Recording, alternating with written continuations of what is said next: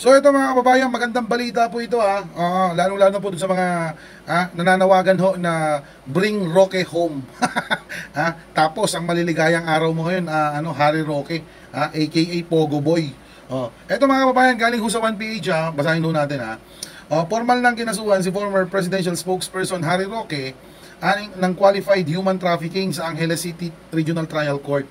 Oy, human trafficking, parang yung kaso ni isa sa mga kinakaharap na kaso ni Kibuloy, no? Human trafficking. Non-bailable to mga kababayan. Kaugnay ng pagkakasangkot sa ni-raid na Pogo Hub sa Porac, Pampanga. Ayan, tama, non-bailable nga po ang kaso. Matatandaan po natin, nung ni-raid po ang Pogo dyan sa may Porac, ilan sa mga dokumento po nitong si Harry Roque po ay nakita doon sa gamit ho ni A.R. de la Sierna na isa pong aide or tao ho ni Harry Roque. Paano napunta doon? Anong kinalaman mo doon, Harry Roque? At the same time, bakit biglang lobo yung pera mo? Yung kinikita mo na 150,000 sa yung biyansyam na negosyo? Tapos, a few years lang mga kababayan, naging milyones ho ang pera ho ni Roque. Tapos meron pa siyang pinapaupahan dito sa may Baguio City ata, na kung saan meron din hong natuklasan doon na dalawang Pogo operator na nangupahan doon mga kababayan. Pero di ba sabi nga ni Harry Roque po doon mga kapatid, ay nagbenta daw ho siya ng lupa or bahay gano'n dito sa may Parañaque. Nasaan yung dokumento? At the same time sinasabi niya pa na pinamanahan daw ho siya ng kanyang tiyahin. Nasaan yung dokumento? Yan yung ipinangako mo kaso nga lang hindi ka na sumipot, bagkos nagtago ka na, tapos kinutya mo ng kinutya ang House of Representatives, sinabi mong kangaroo court sila, tapos sinasabi mo sa Pangulo na bangag. Wala kasing sa iyo, Roque. Ulitin ko wala pong nagpe-persecute sa iyo. Ikaw mismo kasi ang sumisira sa pangalan mo. Mali yung sinasabi mo na hindi mo mapapatawad si Pangulong Bongbong Marcos at yung pamilya ni Pangulo. Bakit? Anong kasalanan sa'yo ni Pangulo? Hindi naman siya yung sumira sa pangalan mo, kundi ikaw. Diba? Ulitin lang natin, kung wala kang kasalanan, sana pinatunayan mo yan. Ganun lang naman tulad nung ginawa ninyo kay Senadora Laila de Lima or former Senator Laila de Lima.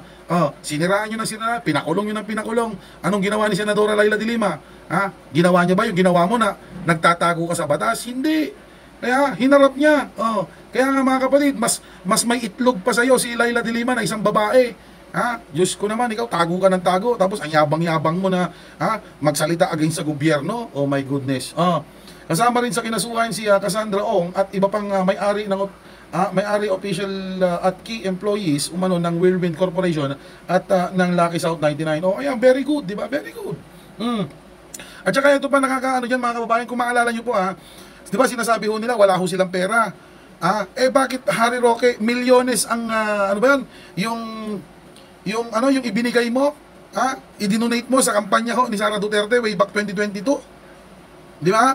Milyones mga kapatid, if I'm not mistaken, nasa 30 plus million ang i-donate ni Harry Roque sa pangangampanya ni Sara Duterte nung tumatakbo siya as Vice President. Saan mo kinuha yung pera na yon? Hindi ba yun na nga hindi ba kaya tumanggap din ng pera galing sa illegal itong si BP Sara nung nangangampanya siya? Nagtatanong lang ako kasi nakakapagtaka mga kababayan na sinasabi ni Harry Roque wala siyang pera, wala silang pera, ganon, pero nakakapag-donate ng milyones sa pangangandidato ni Sara Duterte. Oh my goodness. Nakakapagtaka yung biglang lobo mo, biglang yaman mo Harry Roque, tapos ngayon hindi mo may paliwanag. Ito mga kapatid, nagsalita ho, or di kaya, tawag nito, nagsalita ho, itong si Harry Roque. Sabi niya po dito, sa 1 page na naman, tinawag na unjust prosecution at travesty of justice ni former presidential spokesperson Harry Roque ang kasong qualified human trafficking laban sa kanya dahil sa pagkakaugnay sa Pogo Hub sa Porac, Pampanga. Hindi na raw siya umaasa na makakakuha ng patas na pagtrato mula sa kasalukuyang administrasyon, pero patuloy pa rin siyang hahanap ng available legal remedies para protektahan ang kanyang buhay at kalayaan. Umuwi ka na, Harry Roque. Walang ibang puprotekta sa'yo Okay? Kundi, ang gobyerno ni Pangulong Marcos. Oo, kasi baka mamaya, sa dami mong nalalaman, baka mamaya, yung mismong mga kaibigan mo rin ang magpaano sa'yo. Okay? Alam nyo na, gets nyo na. Kasi mga kababayan, hindi biro itong nalalaman ni Harry Roque. Napakarami na itong alam. Oo, baka mamaya, sila pa magpa-chegi sa'yo.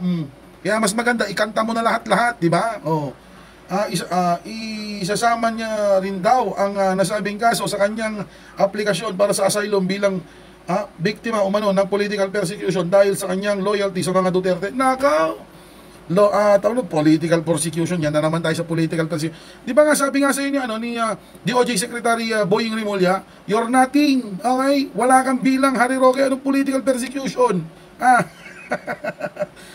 Ito lang masasabi ko mga kababayan, kung wala kang kung talagang malinis ka, wala kang kasalanan, patunayan mo, di ba? Ipaglaban mo, abogado ka, Harry Roque. Actually, magaling. Human rights, ano nga to lawyer tong si Harry Roque, mga kababayan. Ngayon, ang sa akin lang naman din, DOJ, baka naman ugnayan na tayo sa Interpol, no? Para mas mapabilis na mahuli itong si Harry Roque. At the same time, yung kanyang pasaporte, pakansilan nyo na, di ba? Para talagang tuluyan ng mahuli itong si Pogo Boy o Harry Roque, mga kababayan. Marami ka ng pinerwisyo. Wala pa dyan yung land grabbing ninyo dito sa May Bataan. May umuugong-ugong ngayon na land grabbing. Ninyo ng asawa mo dito sa May Bataan, yari ka doon. Hindi pa kasama diyan yung kaso na yan. So, kayo mga kababayan, ano masasabi ninyo? Comment down below and please follow, like and share for more. Peace out.